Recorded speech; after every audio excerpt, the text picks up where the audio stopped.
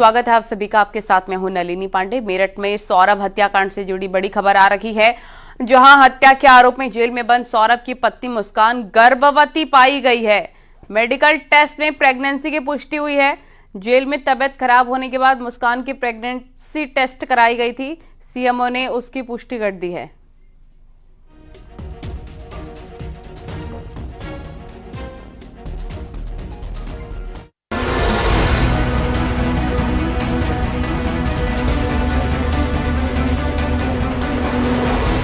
पति को काटकर नीले ड्रम में भरने वाली आरोपी मुस्कान जेल में प्रेग्नेंट पाई गई है। जेल में तबीयत खराब होने के बाद जब उसकी प्रेगनेंसी टेस्ट हुई तो पॉजिटिव आ गई। डॉक्टर ने अल्ट्रासाउंड करने की सलाह दी है। साथ ही खून बढ़ाने और प्रेगनेंसी के दौरान दी जाने वाली दवाइयां शुरू की गई हैं। सौरभ के कत्ल के आरोप में जेल में बंद उसकी पत्नी मुस्कान प्रेग्नेंट हो गई है। इस बात की पुष्टि उस समय हुई जब आज मेडिकल टीम जेल में पहुंची और वहां पर उसका प्रेगनेंसी टेस्ट किया गया। महिला डॉक्टर द्वारा किया गया प्रेगनेंसी टेस्ट पॉजिटिव निकला और इस बात की जानकारी खुद सीएमओ ने दी है कि मुस्कान प्रेग्नेंट है। वहीं मैं आपको बता दूं कि पिछले कई दिनों से मुस्कान की तबीयत बिगड़ने की खबरें सामने आ रही थी। लगातार उसको उल्टी और पेट दर्द की शिकायतें हो रही थी, लेकिन जेल प्रशासन इन खबरों को लगातार दबाता रहा। लेकिन आज जब प्रेगनेंसी टेस्ट हुआ तो हकीकत बेपर्दा हो गई और मुस्कान प्रेग्नेंट निकली। लेकिन सवाल है कि मुस्कान के पेट में बच्चा किसका है, सौरभ का या फिर आरोपी बॉयफ्रेंड साहिल का? क्योंकि हत्या से कुछ ही दिन पहले सौरभ लंदन से लौटा था और हत्या के बाद साहिल और मुस्कान शिमला, मनाली और कसोल में हनीमून मना रहे थे। यही वजह है कि प्रेग्नेंट होने की खबर के बाद मुस्कान बेहद नर्वस है। अब तमाम चीजें इस मुकदमे में दिलचस्प मोड़ लेंगी। क्या मुस्कान इस बच्चे को जन्म देगी? सौरभ की हत्या के बाद कातिल पत्नी मुस्कान पर जब उसको ये पता चला कि वो प्रेग्नेंट है तो उसके चेहरे की हवाइयां उड़ गई। मुस्कान नर्वस दिखाई दी और अभी तक इस खबर का साहिल को पता ही नहीं है, क्योंकि कई ऐसे वीडियोस भी वायरल हुए थे सौरभ की हत्या के बाद जिसमें मुस्कान साहिल के साथ नजर आई। वो कसौल में हनीमून और पार्टियां मनाती हुई नजर आ रही थी। मुस्कान ने कई रातें साहिल के साथ भी गुजारी। तो ऐसे में बाजार में चर्चाओं का बाजार भी गर्म है। 19 मार्च से मुस्कान और साहिल मेरठ जिला जेल में बंद है। मुस्कान ने साहिल के साथ मिलकर पति सौरभ की हत्या कर दी थी। जब से मुस्कान जेल पहुंची है तब से लेकर अभी तक उससे मिलने कोई नहीं पहुंचा, जबकि उसके बॉयफ्रेंड साहिल से मिलने उसकी नानी दोबारा पहुंची है। सूत्रों की माने तो नानी जेल में खर्च के लिए पैसे देने आई थी। बताया जा रहा है कि साहिल की नानी रुपये लेकर पहुंची थी, क्योंकि साहिल रुपयों के लिए तड़प रहा है। उसके रोजमर्रा के खर्चे पूरे नहीं हो रहे हैं, जो उसके शौक थे वो पूरे नहीं हो पा रहे हैं, क्योंकि जेल तो जेल ही होती है। नशे पर पूरी तरीके से पाबंदी कर दी गई है, लेकिन जो उसके खाने पीने के शौक हैं, जो उसकी जरूरतें हैं, वो वहाँ पूरी नहीं हो पा रही हैं। फिलहाल साहिल और मुस्कान दोनों जेल में परेशान हैं। इसी बीच मुस्कान के गर्भवती होने की पुष्टि हुई। अब उम्मीद है कि उसे जमानत और मुकदमे में फायदा मिल सकता है। Bureau report, news 18। और मथुरा के थाना बरसाना इलाके में एक कर्नल को मैट्रिमोनियल साइट के जरिए जीवन साथी तलाश करना बहुत ही महंगा पड़ गया, जहां पर जीवनसाथी.com के जरिए संपर्क में आई लड़की कर्नल को अपने जाल में फंसाकर लूटपाट करके फरार हो गई। देखिए।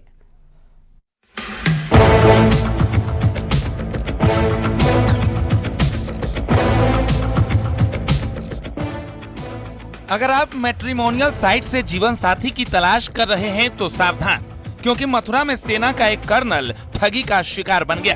गुरुग्राम के रहने वाले कर्नल ने शादी के लिए शादी.com पर अकाउंट बनाया था, जहां उसका संपर्क मनीष शर्मा नाम की लड़की से हुई, जिसके बाद कर्नल लड़की से मिलने मथुरा पहुंचा और ठगी का शिकार हो गया। देखिए, थाना बरसाना में एक शिकायती प्रार्थना पत्र प्राप्त हुआ था, जिसमें जनवरी फरवरी माह में एक रिटायर्ड फौज से कर्नल हैं और उनका अपनी पत्नी से अलग अलग हो गए हैं और उन्होंने शादी.com पे एक ऐप पे अप्लाई किया हुआ था और उसमें उनकी परिचय किसी एक महिला से हुआ था और उस महिला से ये लोग जनवरी माह में कभी बरसाना में और नंदगांव में मिलने के लिए तय हुआ था दर्शन के लिए। और उस महिला ने अपने अन्य साथियों के साथ इनके सामान और चीजें इनकी लेके चली गई। आरोप के मुताबिक 59 साल के कर्नल और आरोपी लड़की दोनों मथुरा के होटल में कुछ घंटे ठहरे, होटल में खाना खाया और बरसाना के मंदिर में दर्शन करने भी गए। अचानक लड़की ने कर्नल से उसके भाई के एक्सीडेंट हो जाने की बात कही, जिसके बाद लड़की को छोड़ने के लिए कर्नल बरसाना बस स्टैंड गया। बस स्टैंड पर पहले से ही लड़की के साथी इंतजार कर रहे थे। उन लोगों ने कर्नल को अपनी कार में बिठा लिया, फिर उसे जंगल की तरफ ले गए।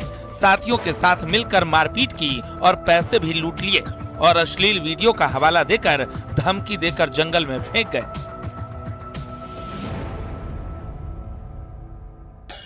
जांच में पुलिस को पता लगा है कि पूजा शर्मा नाम की महिला गोवर्धन क्षेत्र की रहने वाली है और इस तरह के गैंग की सक्रिय सदस्य है, जिसको फिलहाल राजस्थान पुलिस ने गिरफ्तार किया था और अभी जेल में बंद है। अब देखना होगा कि मथुरा पुलिस पूजा शर्मा के खिलाफ क्या कार्रवाई करती है और पूजा शर्मा मथुरा पुलिस की पूछताछ में कितने मामलों का खुलासा करती है। नितिन गौतम, न्यूज़ 18 मथुरा। और बिजनौर में गौ सेवा बजरंग दल के जिला संयोजक की गला रेतकर हत्या कर दी गई है। उनका शव घर में ही चारपाई पर पड़ा मिला है। उनके पिता और सौतेली मां बेहोशी की हालत में मिली। पुलिस ने हत्या के शक में सौतेले भाई को हिरासत में लिया है। घटना कीरतपुर के गांव गोविंदपुर के है। शव के पास वाले कमरे में ही 5 फीट गहरा गड्ढा खोदा गया था। परिजनों के मुताबिक तांत्रिक ने उन्हें घर में खजाना होने की बात बताई थी, इसलिए वो काफी दिन से उस गड्ढे को खोद रहे थे। वहीं पर संभावना ये भी जताई जा रही है कि मोंटी की हत्या करने के बाद शव को वहां दबाने का प्लान था। पुलिस इन सभी एंगल पर जांच कर रही है। मृतक के मामा ने 5 दावों के खिलाफ तहरीर। घटनास्थल पे साक्ष्य एकत्रित किए जा रहे हैं। अभी पूछताछ में जो जानकारी सामने आई है उसमें जो इनके परिवारीजन हैं वो आरोप लगा रहे हैं मृतक के पिता, सौतेली माँ और सौतेले भाई पर। इस संबंध में भी सभी बिंदुओं पर छानबीन की जा रही है और साक्ष्य के आधार पर अग्रिम कानूनी कार्रवाई की जाएगी। गाजियाबाद में ऑर्डिनेंस फैक्ट्री को बम से उड़ाने की धमकी मिली है। फैक्ट्री के एडमिनिस्ट्रेटिव विंग को धमकी भरा मेल आया है, जिसमें फैक्ट्री को बम से उड़ाने की धमकी दी थी। जानकारी मिलते ही पुलिस विभाग हरकत में आ गया है। मेल की तकनीकी पड़ताल की जा रही है और आईपी एड्रेस और बाकी सबूत जुटाए जा रहे हैं। बता दें कि इंडियन ऑर्डिनेंस फैक्ट्री मुरादनगर में बम और गोले बनाए जाते हैं। ये फैक्ट्री रक्षा मंत्रालय के अधीन आती है। थाना क्षेत्र मुरादनगर से सूचना प्राप्त हुई कि OFM की मेल आईडी पर एक किसी अन्य मेल आईडी से धमकी भरा मेल प्राप्त हुआ है। इस संबंध में थाने की police team, cyber cell, BDS team एवं अन्य टीमें साक्ष्य संकलन की कार्रवाई कर रही है, जैसे IP एड्रेस एक्सेट्रा कलेक्ट किया जा रहा है। इसके बाद में थाना पुलिस टीम द्वारा तहरीर प्राप्त कर अग्रिम वैधानिक कार्रवाई की जाएगी। और हरदोई के बेनीगंज इलाके में दिल को दहला देने वाली घटना सामने आई है, जहां पर एक शख्स की दिन दहाड़े घेराबंदी करके फरसे से हत्या कर दी गई है। इस सबके चौंकाने वाली बात यह है कि हत्या पुलिस की मौजूदगी में ही हुई है, जब पुलिस उसे बाइक से कोतवाली ले जा रही थी। देखिए।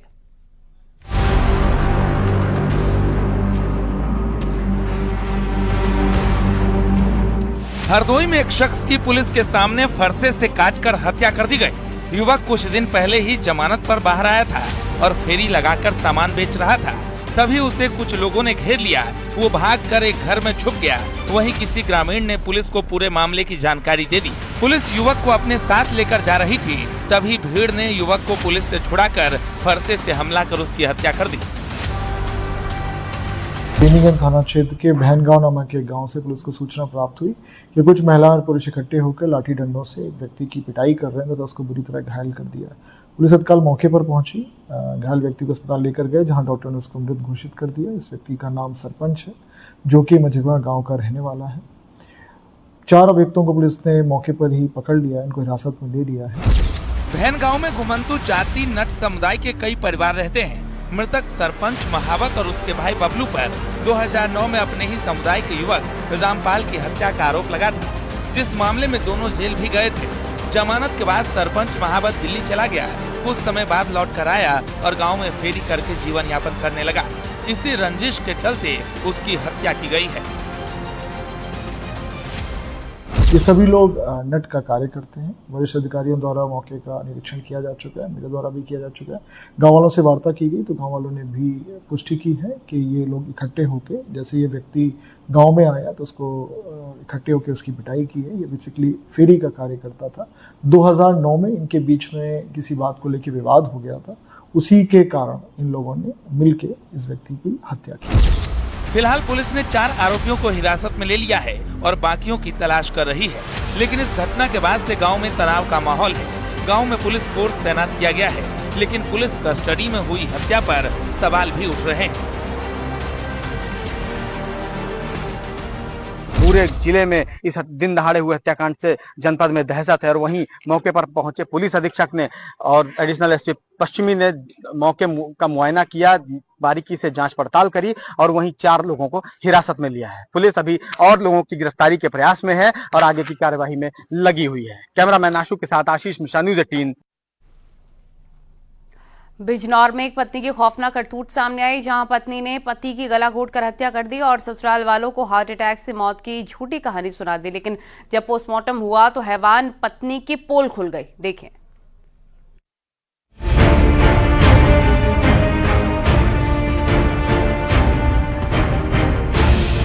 डेढ़ साल पहले लव मैरिज किया था, 6 महीने का बच्चा भी था, लेकिन ऐसा क्या हुआ कि एक पत्नी हैवान बन गई और अपने पति का गला घोंट दिया? क्या लड़की का कहीं और अफेयर था या फिर सरकारी नौकरी और संपत्ति के लिए अंजाम दिया? क्योंकि जिस तरह की कहानी उसने बनाई थी वो बेहद हैरान करने वाली है। आदर्श नगर मोहल्ले की घटना है। क्या है कि पति पत्नी किराए पर रहते थे, इसमें पति की मृत्यु हुई, उसका पोस्टमार्टम कराया गया तो मृत्यु का कारण थ्रॉटलिंग आया है। घटना के संबंध में मृतक की पत्नी के विरुद्ध 2291 के विरुद्ध अभियोग पंजीकृत किया गया है और इसमें साक्ष्य के आधार पर वैधानिक कार्रवाई की जाएगी। दरअसल रेलवे में टेक्नीशियन दीपक कुमार अपनी पत्नी शिवानी और 6 महीने के बच्चे के साथ आदर्श नगर में रहते थे। 4 अप्रैल को शिवानी ने अपने देवर पीयूष को फोन किया और उसके भाई को हार्ट अटैक होने की जानकारी दी। जब तक उसका भाई पहुंचता तब तक दीपक की मौत हो चुकी थी। मौत के बाद पीयूष जब अपने भाई के शव के पोस्टमार्टम की बात करने लगा तो शिवानी मना करने लगी, जिसके बाद शक और गहरा गया और हुआ वही जिसका डर आरोपी शिवानी को था। पोस्टमार्टम रिपोर्ट में गला घोंटकर मौत की पुष्टि हुई। हत्या की जानकारी मैंने जब अस्पताल में जाके पोस्टमार्टम करवाया, वे मना कर रही थी कि पोस्टमार्टम मत करवाओ। फिर हमने देखा कि भाई पोस्टमार्टम कराना जरूरी है, क्योंकि मेरे भाई को कोई प्रॉब्लम नहीं थी। सरकारी जॉब था, 2 जॉब करी उसने और क्या कहते हैं पोस्ट। हमारा भतीजा था, रेलवे में कार्यरत था। क्या नाम था? दीपक कुमार। क्या हुआ उनके साथ? उनके साथ उनकी निर्मम हत्या करी गई है। उसकी जो घरवाली थी, पिछले वर्ष उसकी शादी हुई थी, वो इल्जाम अपने ऊपर ले रही है, जबकि वो उसे मार नहीं सकती। अब उसने पता नहीं पैसों की मनसा से, नौकरी की मनसा से, पता नहीं किस चीज की मनसा से उसने उसकी निर्मम हत्या करी। आरोप है कि शिवानी और उसके किसी साथी ने मिलकर दीपक की हत्या की है। शिकायत पर पुलिस ने पत्नी शिवानी और एक अज्ञात के खिलाफ मुकदमा दर्ज कर लिया है। पुलिस शिवानी से पूछताछ कर रही है। बिजनौर से शिवम शर्मा, न्यूज़ 18।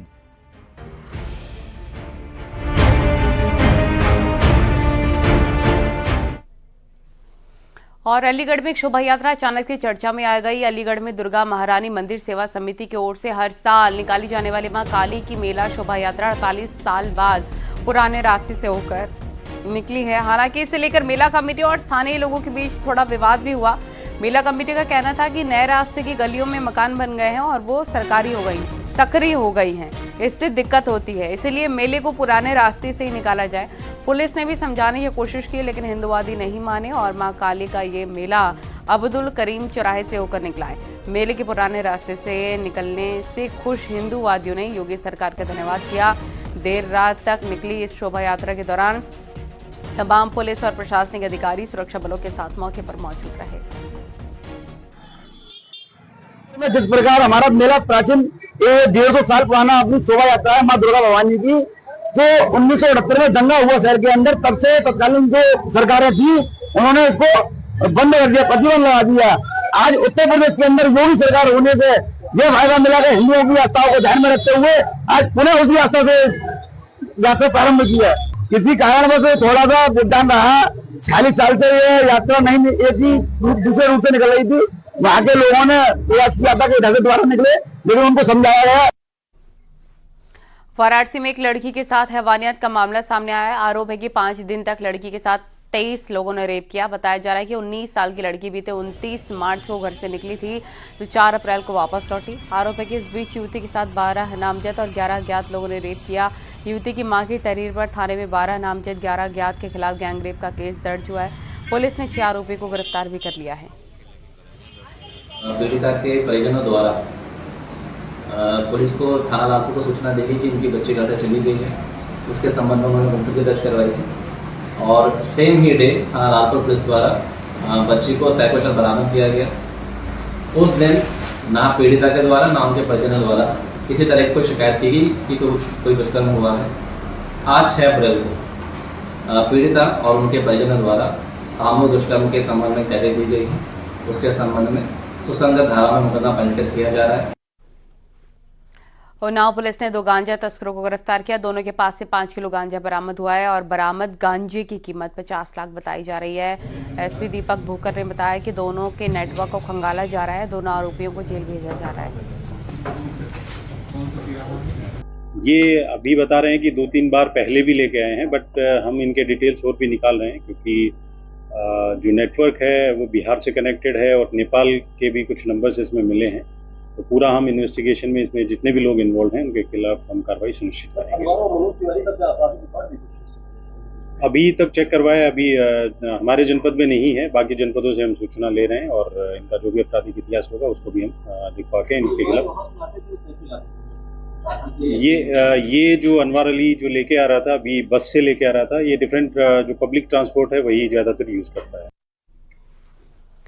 जौनपुर के खोटन में दबंगों ने गरीब परिवार के आने जाने का रास्ता बंद कर दिया और रास्ते पर कब्जा कर लिया, जिसके बाद पीड़ित परिवार डीएम ऑफिस में धरने पर बैठ गया। पीड़ित की माने तो उसने पहले शाहगंज एसडीएम से शिकायत की थी लेकिन कोई कार्रवाई नहीं हुई। फिलहाल डीएम की जानकारी होने पर उन्होंने एसडीएम को भेजकर कार्रवाई का आश्वासन दिया है। सामने जो जमीन है वो जमीन है, परंतु उस पे उनका भी है, किसी दूसरे लोग का भी कब्जा, जिससे इनके रास्ते में आने जाने की समस्या आ रही थी। मैंने एसडीएम से बात किया, अभी उन्होंने बताया कि कुछ टूटा और नाक वगैरह को हटवाया गया था और इस लैंड के संबंध में कुछ दीवानी में भी न्यायालय में मुकदमा चल रहा है, इस कारण से उस पर अग्रिम कार्रवाई नहीं हो पाई है। लेकिन इसमें हमने अभी उनसे मौखिक बात करके, क्योंकि जो उनके साथ अधिवक्ता हैं उनके द्वारा बताया गया है वो जमीन हमारे बाप पिताजी के 4 भाई हैं, रोड के किनारे जमीन है, वो चारों भाई ने मकान बना लिए सीधा रोड के किनारे। तो एक भाई ने राम लखन ने हमारे गेट के सामने लैट्रिन बनवाया, एक जमीन कब्जा कर लिए, वो रास्ता हमारा बंद कर दिए।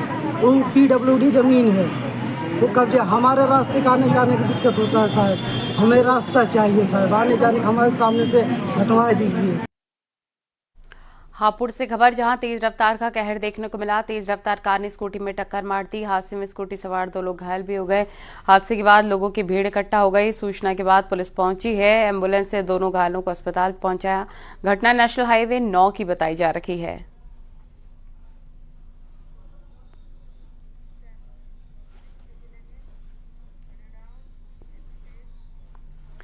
और पटना कांग्रेस दफ्तर में हंगामा हुआ है। वक्फ कानून के समर्थन में पोस्टर लेकर आया था शख्स। सदाकत आश्रम में अफरा तफरी का माहौल बन गया है। आज राहुल गांधी पटना के कांग्रेस दफ्तर पहुंचे थे। ये तस्वीरें आपको हम दिखा रहे हैं।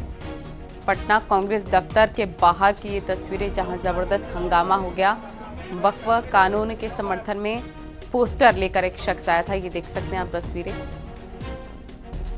वक्फ बोर्ड का समर्थन करिए राहुल गांधी जी, ये उसमें लिखा हुआ था। सदाकत आश्रम में अफरा तफरी का माहौल। और चंडीगढ़ में सोनू नाम का लड़का केदारनाथ की दंडवत यात्रा पर निकला है। वो पहले भी पैदल और बाइक से केदारनाथ की यात्रा कर चुका है और उसने ये कठिन यात्रा 24 फरवरी से शुरू की और लगभग 42 दिन बाद 140 किलोमीटर यात्रा कर सहारनपुर पहुंचा। उसने बताया कि वो 2 किलोमीटर से 8 किलोमीटर तक एक दिन में चल लेता है और अब से लगभग 3 महीने में वो केदारनाथ पहुंच जाएगा। इसके साथ ही उसके 3 साथी भी हैं जो उसके साथ चल रहे हैं।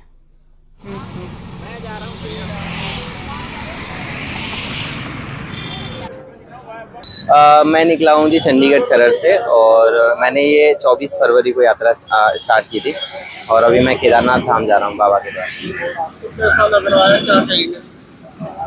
बहुत अच्छा लग रहा है, सुकून मिल रहा है, बाबा का नाम लेने को मिल रहा है कि हर कदम पे बाबा का नाम ले रहा हूँ, उनको याद कर रहा हूँ महादेव जी को और एक अलग ही एनर्जी मिलती है।